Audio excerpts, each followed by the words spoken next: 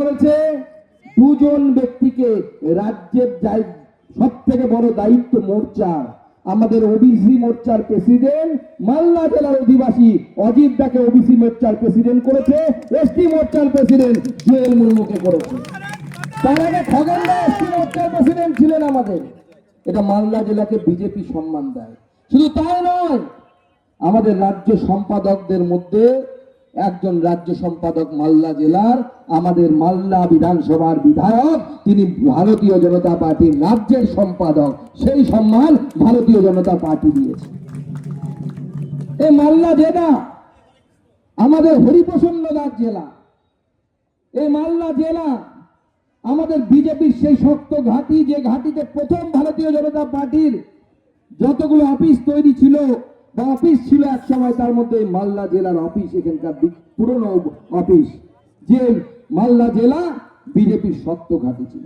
আজকে সেই মালদা জেলার মানুষকে খগেন দা গেছিলেন, ওখানে কি দোষ ছিল তা?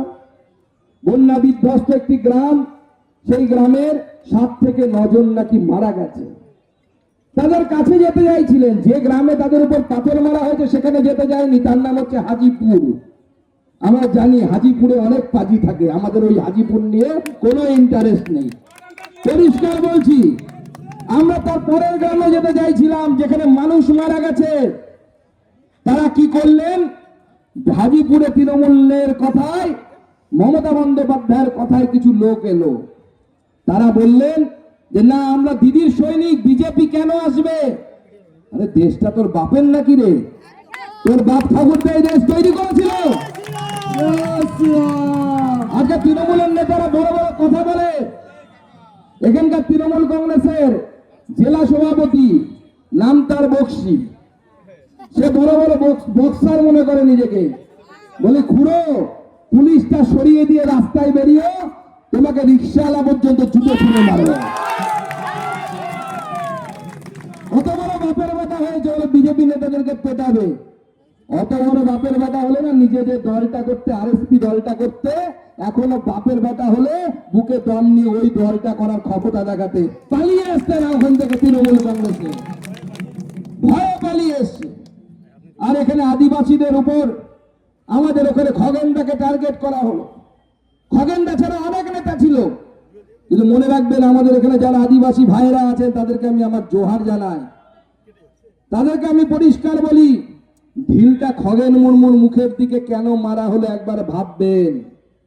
এই ঢিলটা খগেন মুর্মুর মুখের দিকে মারা হয়নি, গোটা পশ্চিমবঙ্গের সাঁওতাল আদিবাসী সমাজের মুখে মারা হয়েছে তৃণমূল কংগ্রেসের দ্বারা। এই সময় একবার হয়নি। দ্রৌপদী মুর্মু আদিবাসী ঘরের মহিলা, কষ্ট করে পড়াশোনা করেছেন, নিজের জীবনে স্বামীকে হারিয়েছেন, ছেলেকে হারিয়েছেন, তারপরে রাষ্ট্র সেবা করে গেছেন। তাকে ভারতীয় জনতা পার্টি এই মহান দেশের 1 নম্বর নাগরিক করেছেন, রাষ্ট্রপতি করেছেন। এটা ভারতীয় জনতা পার্টি করে, অন্য কেউ করে না। খগেন মুর্মু, আমাদের খগেনদা কোন সিট থেকে যেতেন? উত্তর মালদা সিট থেকে যেতেন। উত্তর মালদা কি এসটিদের জন্য রিজার্ভ সিট? না, জেনারেল সিট।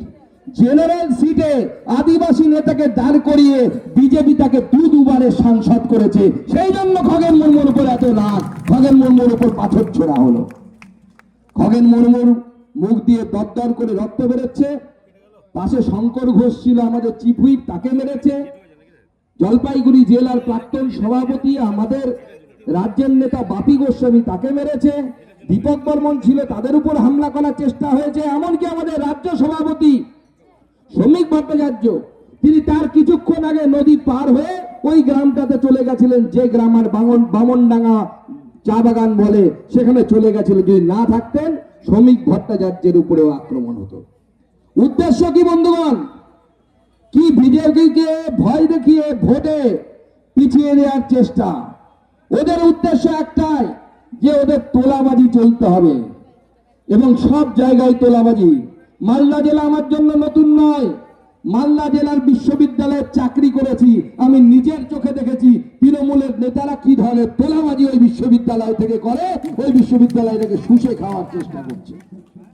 আজকে গোটা রাজ্যটাকে চুষে খাচ্ছে এরা।